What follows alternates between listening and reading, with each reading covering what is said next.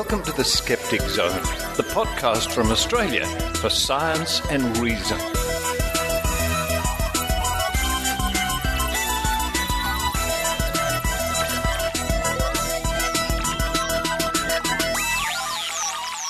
Hello and welcome to the Skeptic Zone, episode number 246 for the 6th of July 2013. Richard Saunders here with you from the Bay Area, San Francisco. And slightly under the weather, I must admit. I caught a bug. I think I caught a bug, a throaty sort of chesty thing coming over on the plane. Spent some time in bed, and I hope I'm on the mend. Getting better for the amazing meeting, which will be in a few days. Looking forward to that. This week's episode of the Skeptic Zone is one of those slightly shorter episodes, owing to the fact that I was supposed to do more. I was supposed to be doing some interviews while I was here, but unfortunately I was laid low with this rotten bug. Nevertheless, we have Penny Chan, a penny for your thoughts. Penny is going to be telling us about the recent SkeptiCalCon here in the Bay Area in Berkeley. Now, this is an annual convention, one-day convention held by the Bay Area Skeptics. So Penny will give us a rundown on that event, and you'll probably understand that, or you'll see why, if you live in the Bay Area, you should attend this event next year. Sounds like a lot of fun. Wish I could have been there. After that, it's a week in science from the Royal Institution of Australia. Dr. Paul Willis, back with us again with a couple of messages. As well as a week in science, he has an important message to make. And then to round off the show, Maynard's spooky action, a very funny Maynard spooky action, cat ladies, cats and Christians, cats and the Christian lobby. Yes, it all makes sense. What do cat ladies have to do with the Australian Christian lobby and the website and things like that? Find out. I can't wait. Yeah. It's going to be very interesting. Maynard, spooky action, cats. Now, folks, as is my habit when I'm doing these long-haul flights, I like to load up my old iPad with some documentary videos and some fun stuff and bits and pieces to watch on the flight along the way. It's a long flight. It's about 14 hours. And, I was looking around the internet and I stumbled across a show. It's a very recent production called Star Trek Continues. Now, I know over the years, there's been recreations of the original Star Trek with Captain Kirk and Mr. Spock and all the rest of them, and they're always great fun. This one caught my attention, and I think I discovered it because it stars Grant Imahara from the Mythbusters playing the part of Mr. Sulu. So I thought I'd give it a go, and you know what? I really loved it. It was great fun. It's just like watching an old episode of Star Trek. It's done with love, you can tell that, and great care to the props and the scenery, and wow, what a hoot. If you're a Star Trek fan and you haven't discovered this one yet, StarTrekContinues.com is the website to look at. You might very well enjoy the video, and good luck to them. I think they've done a really good job. Looking forward to meeting you at the amazing meeting. I'm giving a talk about looking into the mind of the believer and why people believe. And they're so convinced that maybe water divining works or their psychic abilities work and so on and so on. And one of the topics I'll be covering are these magical power bands. And for those of you who were at the amazing meeting last year, you would have seen the $1 Million Challenge, the live $1 Million Challenge, where a man by the name of Andrew Needles was tested. Now, he originally contacted me, and through a long series of events, we set up a challenge for him. Well, he failed the challenge last year at TAM, the $1 Million Challenge. Recently, I've discovered that he seems to have taken that failure as evidence that his product actually works. Well, there you go, eh? I'll be talking about this in my talk. I was just quite gobsmacked how a failure can be turned into a success in the minds of some people. If you're interested, if you look for dynactivesr.com, that's www.dynactivesr.com/thank_you_JREF.html. I think you'll find it a very interesting read indeed. Well, it's time for me to run upstairs and have some medicated chicken soup, I think. Medicated chicken soup with a dose of aspirin. And I'm sure I'll be feeling back to my old self in a day or two. But for now, let's listen to The Skeptic Zone.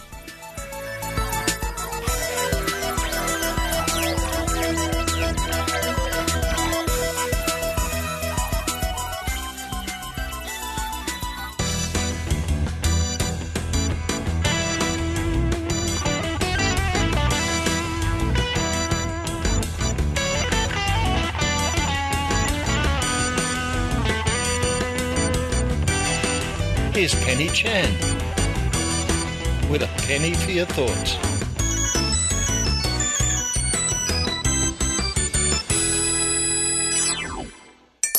Wow, I love that theme music.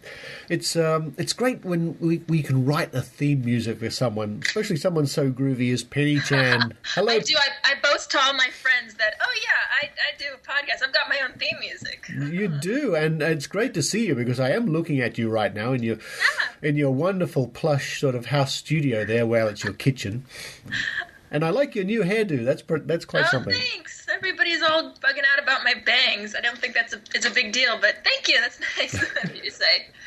And of course, Penny, we are very excited. Well, I'm very excited because in a few days, you and I will both be meeting up at the amazing meeting. Yeah, and look, just so you know, right now we are on the same time zone. Hooray! For the first time in a year. Yay. Yeah, it makes a big difference. Although I always have a bit of a battle with jet lag.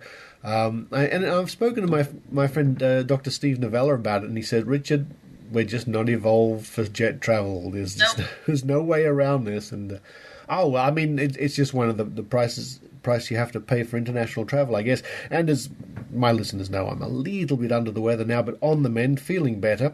But I wanted to talk to you today about something I wish I could have attended. It's there are many things I wish I could attend.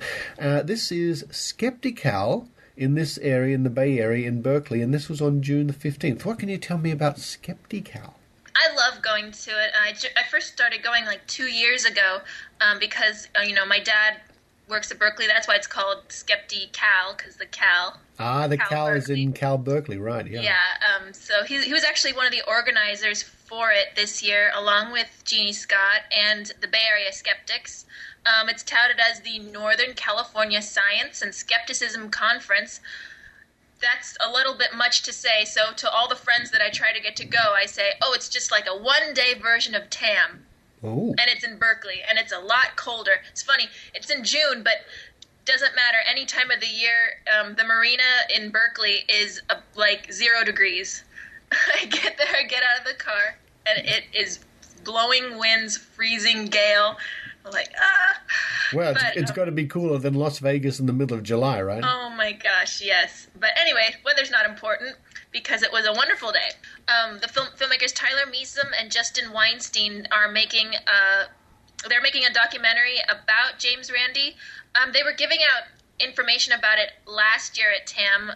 The documentary is called An Honest Liar. It was I wasn't even sure who are these guys? What are they talking about? But it was so interesting to hear these two guys talk about documentaries going to be about. We got to see a clip from the documentary, and it was just like 5 minutes long or less, but it was just that one little clip, and I was hooked, and not because I'm a fan of James Randi. I think any person, whether they're involved in skepticism or not, or magic or not, magic as an entertainment, I think this is going to be a big hit, personally, and I hope that's not just wishful thinking. I hope it really catches on. So they actually, they did a big Kickstarter campaign, and they raised all the funds, supposedly, that they needed. It's not finished yet, though. They still apparently have a long way to go in finishing the film and then getting it sold. Apparently they're taking it to festivals coming up to trying to get it. Right. Somebody to help them distribute it. Oh, I can't wait to see it. I can't wait to see it all in its I remember entirety. Those guys were at TAM last year, and when I seem to remember when I and Banachek and Jamie Inswiss and Randy were having little conversations about the $1 Million Challenge last year, chatting about the protocol or looking at this or that or the other. standing in the corner of my eye. I could see these guys hovering around with this camera, sort of circling us like a vulture, in circles. And in the back of my head, I'm thinking, oh, they must be the documentary film crew, and I'm trying to block them out and carry on. That's great. I think we're all looking forward to that. Yes, I've heard about this documentary, and there are little snippets available online for that. Yeah. So that's good. That was a good way to kick off Skeptical. Yeah, and the thing is about that also, another note is that when I first heard about this documentary, I wasn't so sold on it. I'm like, oh yeah, everybody knows about Randy. It's like, not a big deal. He's a magician for his whole life, and he's really cool. But then I didn't realize that this is going to be what Randy said himself when these guys came to him about doing the documentary. He said he will only agree to do interviews for it if it's a warts and all look at Randy. So we might find out things that we didn't know before, things that maybe, aren't so pretty about his life. So, okay. Oh, well, interesting. Looking forward to that. So what else was on the program, Penny? Right after those two guys finished up, Eugenie Scott came on, of course, and she's one of my favorite speakers. I just feel so happy when I see her up there. Me too. She's just so pleasant to hear and to talk to. So she, of course, is from the National Center for Science Education. She gave a talk called Legends, Hoaxes, Frauds, and Frauds of Science. Wow. Really didn't think that her thing is the stuff we have along the Bible Belt in the United States of schools not teaching evolution for religious reasons. I thought she was going to talk more about that, which I'm always glad to hear about. And I was surprised. I'm like, I didn't know that she is going to do this talk about legends and hoaxes. What new is there to learn about this? She did manage to tie it into this stuff about evolution and hoaxes like the Piltdown Man and the Museum of Hoaxes. She also, here's a quick shout out to The Odds Must Be Crazy, Wendy Hughes and Jarrett Kaufman's project. Yeah. One of the books and authors that she discussed was The Vanishing Hitchhiker by Jan Harold Brunvand. And the odds must be crazy because literally less than a week before I had gone to a very famous bookstore called The Last Bookstore in Los Angeles to see Mark Edward, our beloved mentalist friend. Yes. He was there promoting this book that I have right here in my hand, Psychic Blues, and I have a copy of that book, a very good book indeed, yes. Yeah, it is. And so I was there just seeing him. He was doing a little show in the store, and when he was finished, I was looking around at this display of books behind him, and this book, The Vanishing Hitchhiker, was there, and it was only $5, and I'm like, I love books like this. Oh, got it. And I got it because I just like to learn about different urban legends. It reads a lot more like a textbook, because actually I found out it is a textbook because this person, the author is, he teaches about folklore and things like that. So that's what she talked about. She mentioned this book, and later on I saw her in the hallway, and I kind of just accosted her like, oh my gosh, I can't believe you mentioned that book because I'm reading that book right now. And she's like, that's nice. Came off as a weirdo as usual. So, Penny, I'm sure people are delighted when you accost them. I hope so. So she also discussed the drop bear. No, really? Yes, and just about how there's a page on the Australian Museum's website about Thylarctos plummetus, a large arboreal predatory marsupial related to the koala, and she just showed a bunch of photographs of it. It was just a koala with teeth. Yes. That was hilarious. I, of course, always love hearing her speak. After that, there were 2 breakout sessions because, there's so much in the day. You have to decide which lecture you're going to go to. Yeah. It can be a problem sometimes, but at least it's a good problem because it means they have a lot of good material at these things. Yeah, it is.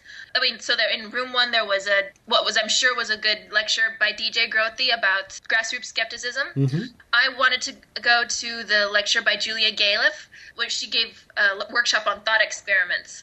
And of course, Julia Galef, she of the New York Skeptics and the Rationally Speaking podcast. I had never heard her speak before, and she was very good. Thought experiments, it doesn't sound too interesting, but I went to it and I'm like, wow, it's interesting. So I'm glad I went to that. So after that, there was lunch, a wonderful pasta lunch. After that, there was Jill Tarter's talk on SETI in an age of UFOs and what constitutes extraordinary evidence. Ah. And I was really excited to see Dr. Tarter. She's so famous. I mean, you know, I mostly know her as the person on whom Ellie from the movie Contact is based on. Right. But she's an amazing speaker and just so, I don't know, she's my hero. I want to be her when I grow up. When you grow up. It's a dream still. So after that, there was another breakout session. I decided to go into room 2 and see a talk by Leonard Tremiel, Jerry Schwartz, and Jay Diamond from the IIG. Their That's talk the was on Independent Investigations Group, right? Yes, yeah.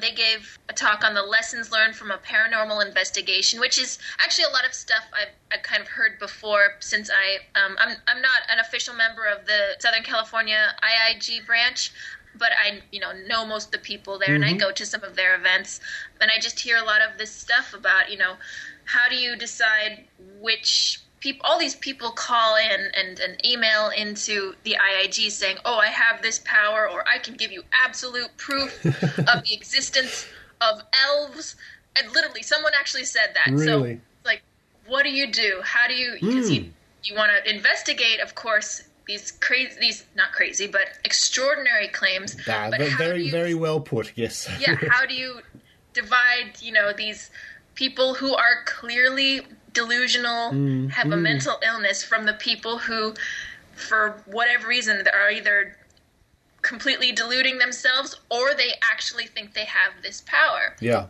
So that was, but still, it was good, a good talk by those guys. Then the last actual scholarly talk, I should say, was by Anthony Praktanis, Dr. Anthony Praktanis. That's hard to say. And it was a talk on called The Weapons of Fraud. And I wasn't, just on hearing it, I'm very judgmental of the titles of of talks. It's like, oh, fraud. Oh, come on, just whatever. Everybody knows fraud. Only the dumb people fall prey to that. And I'm like, right. Yes. That was a terrible thing for me to think, and I feel so guilty for it now because normal people of very sound mind fall prey to fraud. Yes, they do. Every day. The biggest weapon of fraud is the ability of a con person to gain your confidence. So that was an excellent talk. And then the fun stuff started. To wrap up the day was a magic act by Ryan Kane, and he's this very, very, very young magician from San Francisco. I think somebody said he was voted best magician in San Francisco. Wow. And I am inclined to believe it.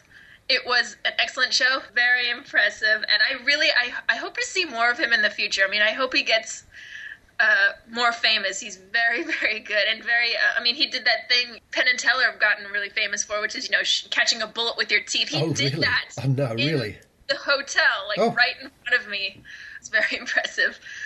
So that was a good day. Well, as we know, Penny, magic and skepticism have had a very long association, and it's up to every skeptic, I think, to learn a little bit of magic. I think it really helps the thinking processes, and it also helps when you can fool somebody with a magic trick, you get a little understanding of how people are fooled and how you can be fooled. I think that's very good. Now, you were telling me a little bit earlier that you discovered something in your room that you haven't seen for a while. Oh, yeah. I grew up near where this event took place, and so I stayed with my parents when I was up there, and of course I stayed in my old bedroom. So I haven't lived in my house in years, but a bunch of my stuff from when I was a kid is of course still there, and of course my mom wants to clear out their room, and she said, Penelope, look at this stuff, and if you don't take it with you or give it to charity, I'm going to throw it out.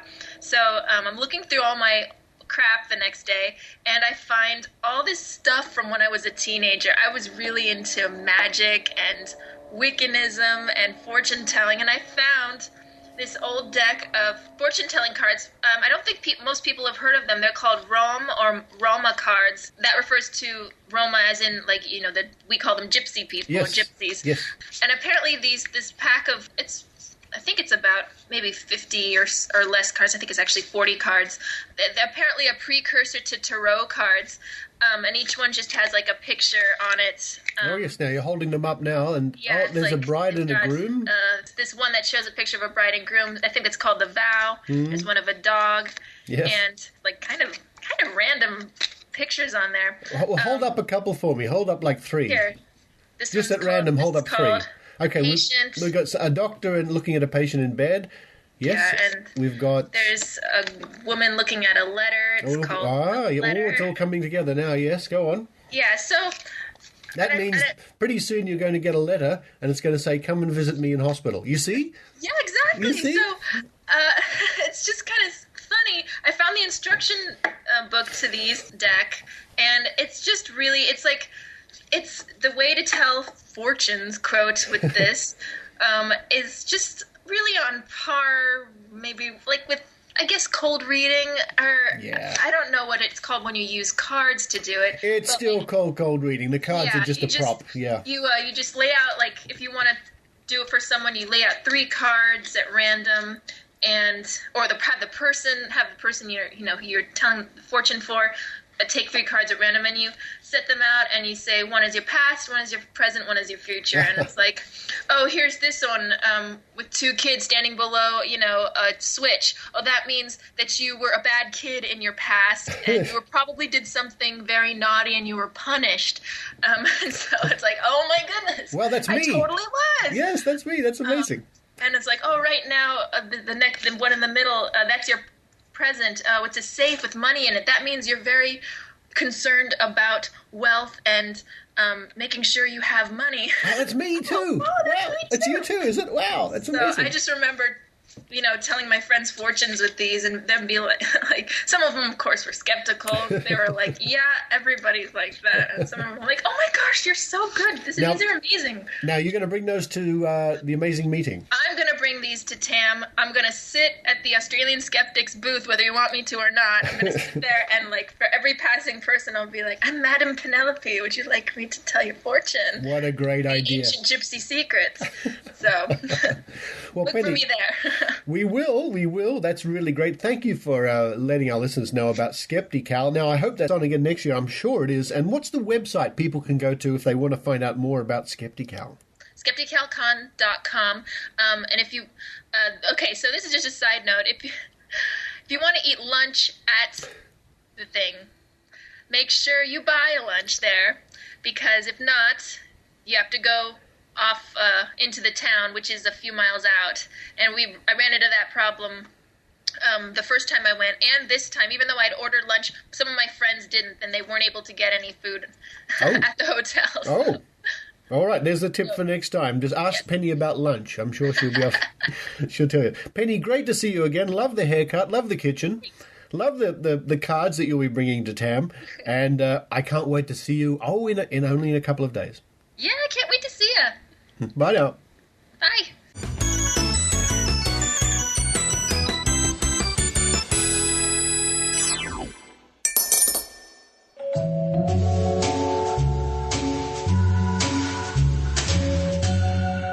Be Reasonable is a podcast of the Merseyside Skeptic Society, featuring Hayley Stevens and Michael Marshall. Each monthly interview explores beliefs from outside of the mainstream, engaging with proponents of those beliefs to examine the evidence and reasoning behind each idea. In June's episode, we speak with Navina Shine, who made the headlines with her attempts to live for 6 months without food. Listen to Navina's story and back issues of the show by visiting merseysideskeptics.org.uk/podcasts or search for Be Reasonable on iTunes.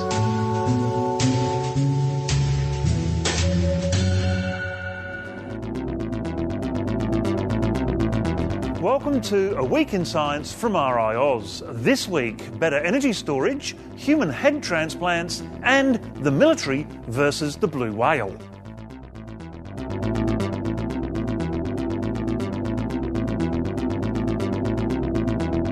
Electrical stimulation of veins and arteries can dramatically reduce bleeding. Applying microsecond electrical pulses to blood vessels in mice caused them to rapidly constrict and stem blood flow. These blood vessels regained their original size in a matter of minutes. But stronger pulses cause vessels to completely and permanently close without damaging them. An Italian doctor has proposed a method for human head transplants. Up until now, head transplants have mainly been restricted to Hollywood sci-fi due to the difficulty of reconnecting nerves in the spinal cord, and yes, the procedure has been trialled on animals in the past. But theoretically, a super sharp cut through the spinal column, followed by gluing the head onto the donor body, could allow cut nerves to reconstruct themselves and overcome paralysis. This theory could provide hope for people with debilitating medical conditions, but the suggestion has been met with apprehension by many medical professionals. You're listening to A Week in Science from RiAus, and now, 4 science headlines in 30 seconds.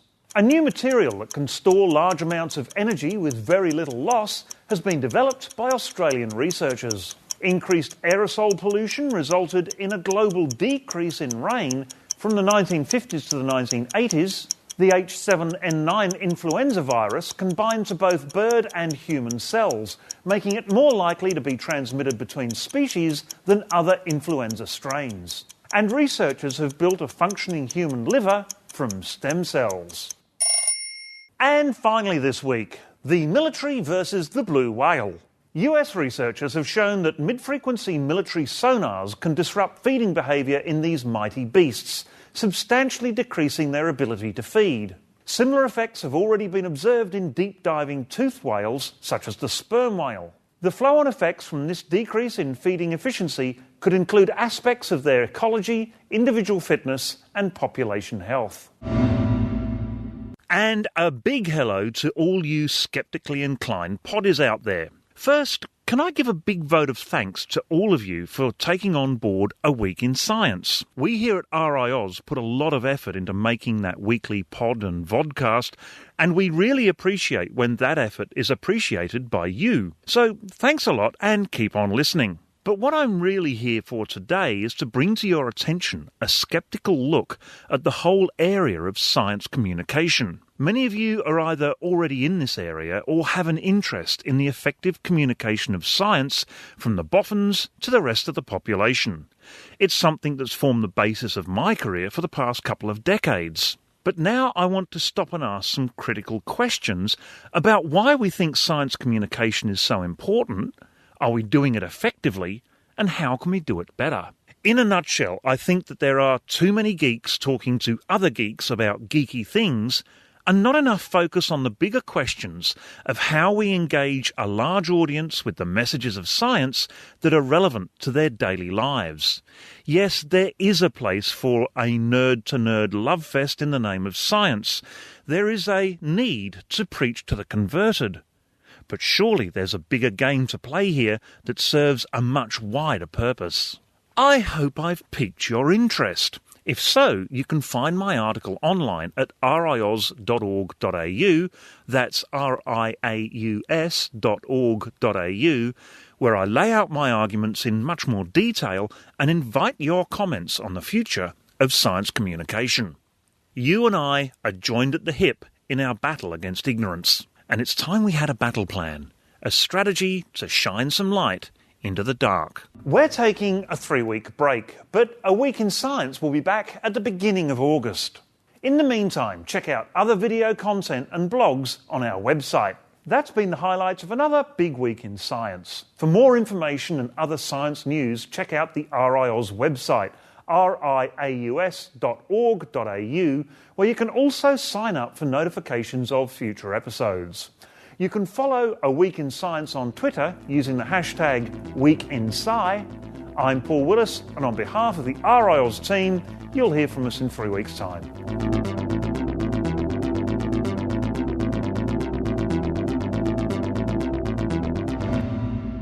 Virtual Skeptics is a weekly web show in which we discuss the latest news in skepticism.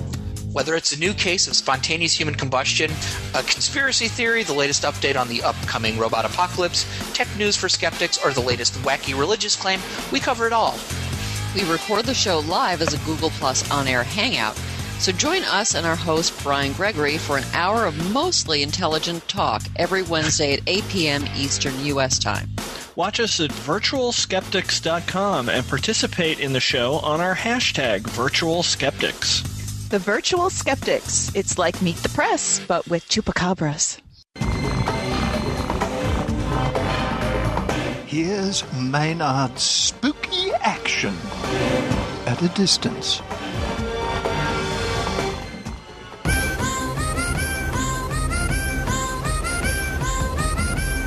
There I was last night, viewers, just sitting around cruising the Australian Christian Lobby site as I normally do, and all has changed there. It's all different. It's been taken over by a group of people who call themselves the Australian Cat Ladies. I have a cat lady on the phone right now. Hilary Bowman-Smart, how are you?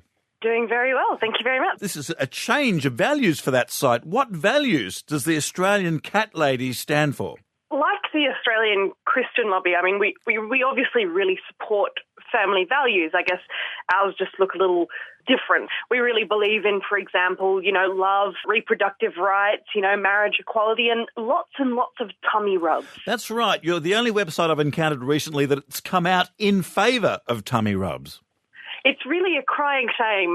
Tummy rubs are sorely underrepresented as a family value. Hilary, I put it to you. You got to say this a lot in confrontational interviews. I put it to you.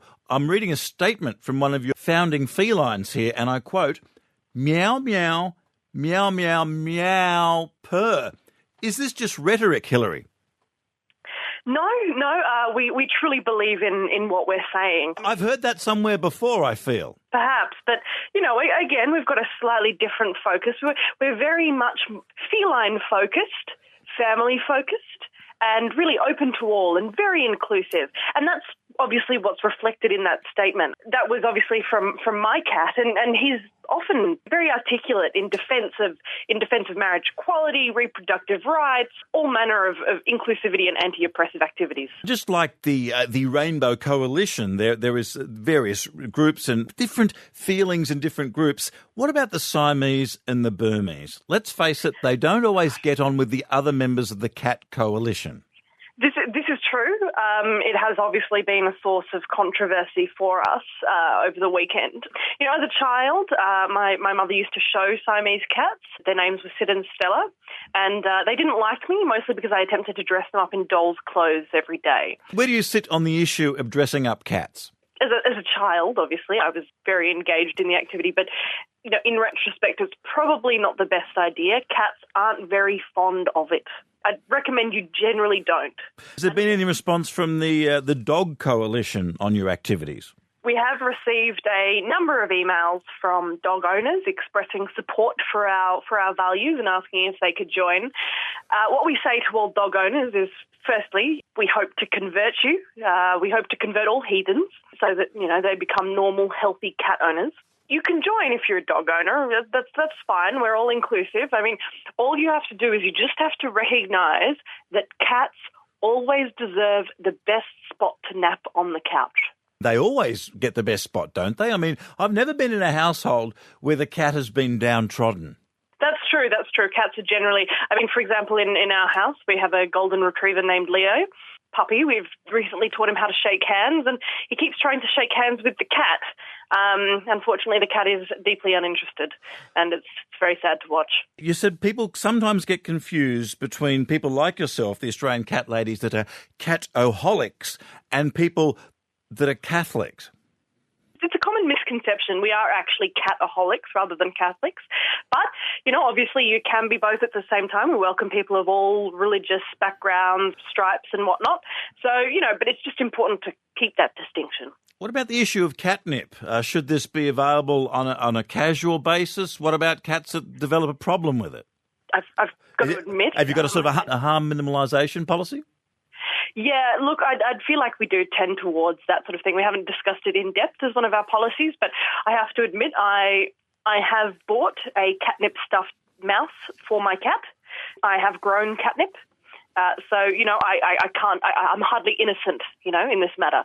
I'd lean towards saying catnip should be freely available, and that we should have support services available for those who develop a serious catnip problem. Tell me, who was it that saw that the AustralianCatholicLeague.org was coming up and you thought, gee, we could use that for a bit of cat lobbying? How did that come about?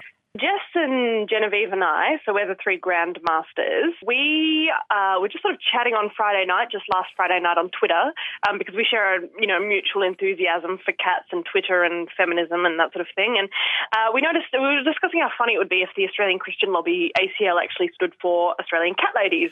And I was walking to the bus stop, I was bored, I was hungry, I checked online, the domain was available. So in 2 minutes and $19 later, I had the thing. I mean, we're all vocal sort of young feminists, and we're often told we're going to grow up to be cat ladies. So we sort of wanted to celebrate that. I mean, I personally actually hope to be, a layabout trophy wife, but I haven't learnt to play tennis yet. Has there been a reaction from the people who are not the Australian cat ladies, the Australian Christian Lobby? Have they given you a call? No, they seem to have indicated they're not interested in buying back the domain name, which is fine. We had feared that they had an insidious anti-cat stance, but it seems maybe we were wrong. Generally, we're not a fan of the Australian Christian Lobby and their extreme views, but who knows? Maybe we can find common ground on the basis of cats with everyone. Judging by the media reaction, a lot of people have been very interested in your Australian Cat Lady site, and a lot of people have been reaching, and that's another term we like to use, a lot of people reaching out to you. Yeah. And what have they been saying?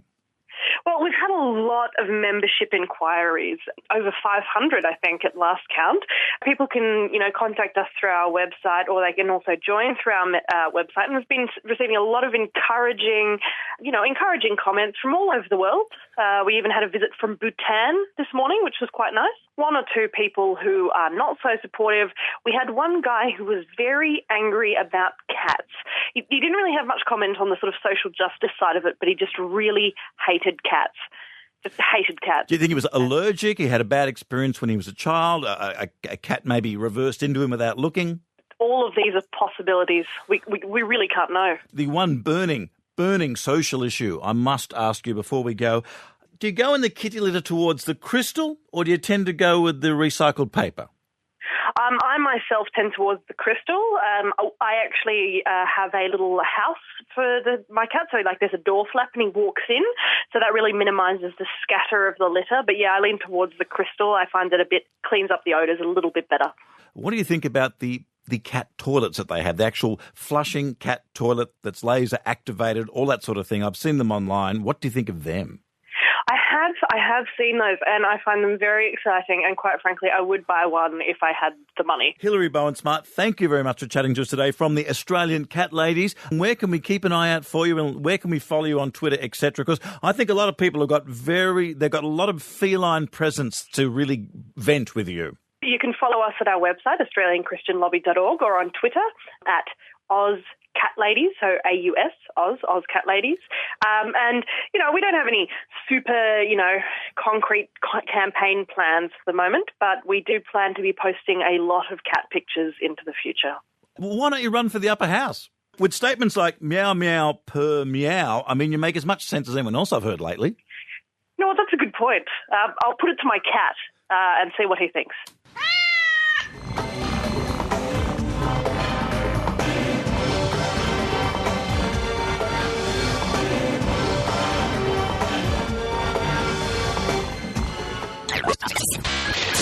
Have you heard the one about how the Illuminati, in conjunction with the US government, are hiding the existence of aliens in order to ensure the supply of helium is kept low?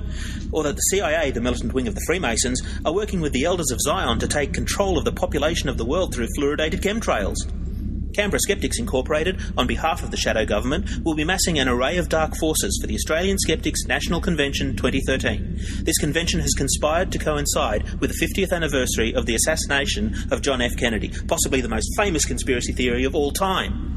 If you've ever wanted to learn about the truth behind the death of JFK, what makes for a good conspiracy theory and why they are so prevalent, Canberra Skeptics invites you to attend. That is, of course, should you choose to accept it. Come to nationalskepticsconvention.org and just remember, they will be watching you.